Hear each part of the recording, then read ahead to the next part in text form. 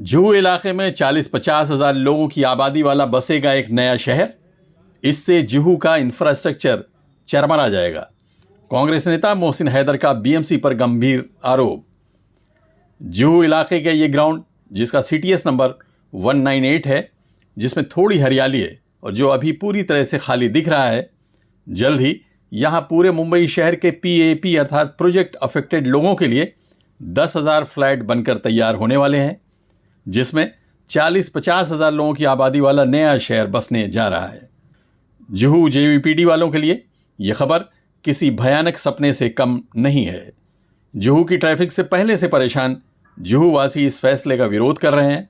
ये जानकारी दी है मुंबई प्रदेश कांग्रेस के उपाध्यक्ष एवं प्रवक्ता मोहसिन हैदर ने, जिन्होंने मुंबई महानगर पालिका से आरटीआई के जरिए इससे संबंधित सारे पेपर्स निकाले हैं। मोहसिन हैदर इसका डटकर विरोध कर रहे हैं। इसी के साथ उन्होंने जुहू के ट्यूलिप स्टार के सामने की 10,000 वर्ग मीटर की प्लेग्राउंड की ज़मीन, जिसका सीटीएस नंबर 864 है, उसका आरक्षण बदलकर उसे भी डेवलप करने का आरोप लगाया है। और ये जुहू की प्रॉपर्टी है, एक ट्यूलिप स्टार के सामने की प्रॉपर्टी है जो प्राइम प्रॉपर्टी मानी जाती है। वहाँ जो है रिजर्वेशन हटाने का काम किया है कॉरपोरेशन ने, लेकिन अब वो स्टेट गवर्नमेंट के पास है। हमारी मांग माननीय मुख्यमंत्री से है कि इस पे कारोबार में अगर आप नहीं हो तो अब ये जो बॉल है आपके कोर्ट में है, 37A2 में है, यानी यूडी चाहे तो उसको कैंसिल कर सकती है। कॉर्पोरेशन तो पास करके भेजा, यूडी इसको कैंसिल करना चाहिए और मुख्यमंत्री महोदय को इसको कैंसिल करना चाहिए अगर आपके इसमें कोई शामिल ना हो। दूसरी जो है बता रहा हूँ आपको मैं, जुहू बड़ा है, ये 1,000 स्क्वायर मीटर सॉरी, इसका प्लॉट वैल्यू बताया मैंने। वैसे तो करोड़ों में 100 करोड़ के ऊपर का है प्लॉट वैल्यू, जो है आज वो 50-60 करोड़ के प्लॉट वैल्यू है, लेकिन करोड़ों में जाएगा प्रॉपर्टी। और जहाँ पूरा CRZ रिजर्वेशन पहले गार्डन का था, बगीचा बोलते हैं जिसको, ऐसा लगता है कि माननीय मुख्यमंत्री को लगता है कि जुहू के लोगों को अब बगीचे की ज़रूरत नहीं है, तो उसको निकालने का काम यूडी की तरफ से हो रहा है। तो वहाँ पर बिल्डिंग बनेगी और जो है वो कंजस्टेड होगा। आपको पता है कि जुहू जेवीपीडी स्कीम ये सब बहुत ही कंजस्टेड हल्का है, तो वहाँ वो रिजर्वेशन अब सीएम के पास है। अगर सीएम चाहे तो रोक सकता है इसको, अगर नहीं चाहे तो रिजर्वेशन खत्म होगा और बिल्डिंग बन जाएगी। दूसरा जो प्रोजेक्ट आप बता रहे हैं कि जहाँ 10,000 लोगों को ला के बसाना, जी, दूसरा प्रोजेक्ट ये है कि देखिए ऐसा पूरा, मैं तो कहता हूँ सिर्फ जुहू और जेवीपीडी एरिया नहीं, पूरा अंधेरी वेस्ट के वेस्ट वार्ड पर जो बोझ आएगा। अब वो पीएपी 10,000 पीएपी बना रहे हो, 10,000 फ्लैट बनाने जा रहे हो। कहाँ बनाने जा रहे हो? जहाँ ग्राउंड, जहाँ प्लेग्राउंड का रिजर्वेशन है, जहाँ हॉस्पिटल का रिजर्वेशन है, जहाँ R&R है, वहाँ आप 10,000 किसको बोलते हो घर? एक छोटी सी जगह पे 10,000 घर बनाओगे आप। किसके लिए बनाओगे? पीएपी प्रोजेक्ट अफेक्टेड पर्सन के लिए। ठीक है, अगर एतराब में कई प्रोजेक्ट अफेक्टेड पर्सन, उनके सोचिए। आप पूरे मुंबई के प्रोजेक्ट अफेक्टेड पर्सन को जैसे आप गोवंडी में बनाए हो, वैसा अंधेरी पश्चिम में बनाओगे, जुहू में बनाओगे, जहाँ पर एलाइट लोग भी है, दूसरा गरीब मजदूर लोग भी रहते हैं। उसी प्लॉट में SRA स्कीम है, 198A स्कीम में बता रहा हूँ, 198A प्लॉट है, उसमें SRA स्कीम 15-20 सालों से लोगों को खाली करके ट्रांजिट में, लोग ट्रांजिट कैंप कब गिरेगा पता नहीं, कब ट्रांजिट कैंप गिरे, क्या हादसा हो सकता है। कईयों का घर टूटा हुआ, कहीं को रेंट नहीं मिल रहा है। ऐसे 13-14 सोसाइटी उसी प्लॉट पे है।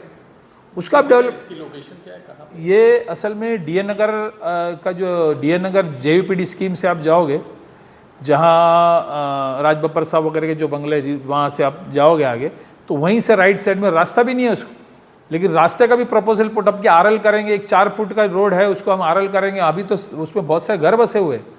तो ये तमाम चीज़ें ये बहुत ही आगे बढ़कर इन्होंने बहुत ही आगे बढ़कर जो कायदा में से हटकर इन्होंने काम किया है। और जब आप सोचिए वहाँ 50-1 हज़ार लोग अचानक बीच में आपके बीच में आके रहोगे आगे, तो क्या हाल होगा। पहले से SRA स्कीम है, उसको रिडेवलप करो तो उसमें भी लोग आएंगे। तो अंधेरी पश्चिम में ये खास करके जुहू जेवीपीडी स्कीम और पूरे लोखंडवाला कहीं कहो, ये तमाम हल्के पे जो है ये एक तरह से बोझ डालने का काम है। अब इसमें मैं जानता हूँ कौन कौन पॉलिटिशियंस इसके पीछे, रूलिंग पक्ष के, वो तमाम लोग मिलकर जो है अंधेरी अपने मफाद के लिए अंधेरी पश्चिम को बहुत ज़्यादा तकलीफ देने का काम कर रहे हैं, जबकि उनको चाहिए कि SRA स्कीम जो बंद है उसको शुरू करे SRA के लोगों को भी घर मिल जाएंगे। जो उसमें जो फिलहाल किससे डिमांड कर रहे हैं? चीफ मिनिस्टर से किया है, म्यूनसिपल कमिश्नर से किया है कि बचाइए आप अंधेरी पश्चिम और ये जुहू के हल्के को बचाइए, आप लोगों को जीने का हक है, जीने दीजिए। इस तरह बसाओगे उससे पहले की जो SRA स्कीम है उसको अगर बनाते हो तो वो लोग भी रिहैब में चले जाएंगे। और जो सेल कॉम्पोनेंट है उनका, उसमें आप म्यूनसिपल कॉर्पोरेशन खरीद लीजिए, उसमें PAP कीजिए, बाकी ग्राउंड भी रहे, अस्पताल रहे, लोगों को उसका फ़ायदा पहुँचे।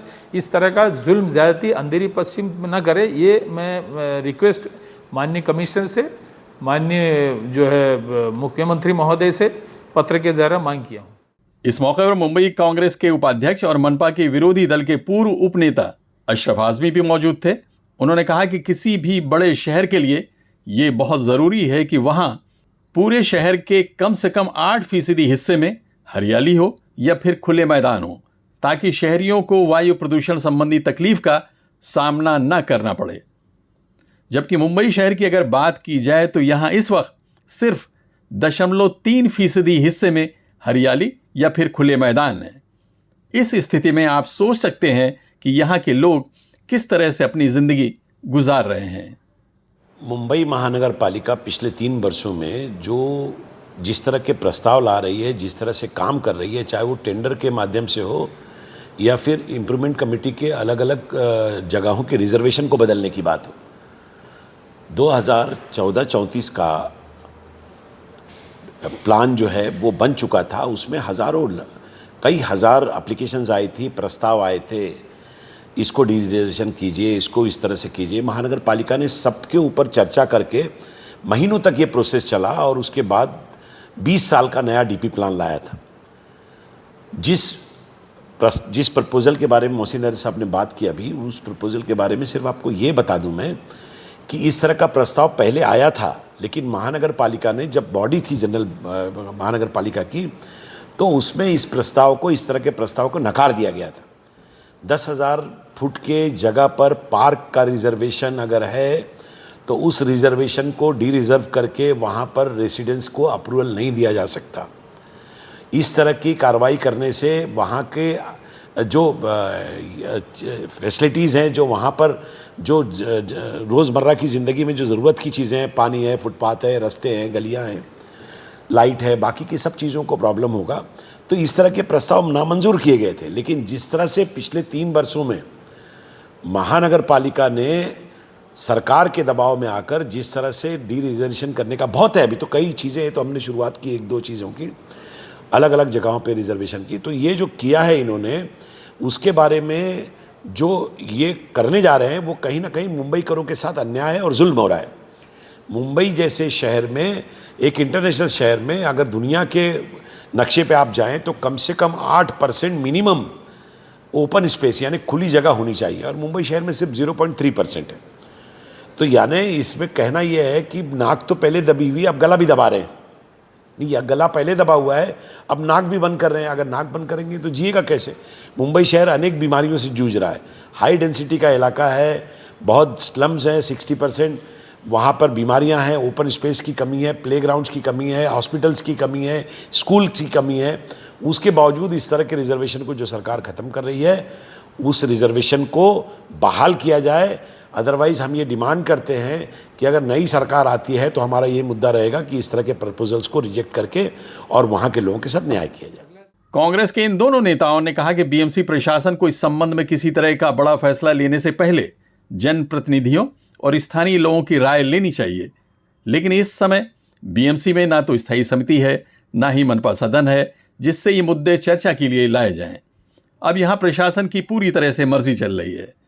अशरफ आजमी ने कहा कि हम लोग इस फैसले का विरोध पहले भी कर रहे थे और आगे भी जारी रखेंगे। Abid Naqvi, press 9 news, Mumbai.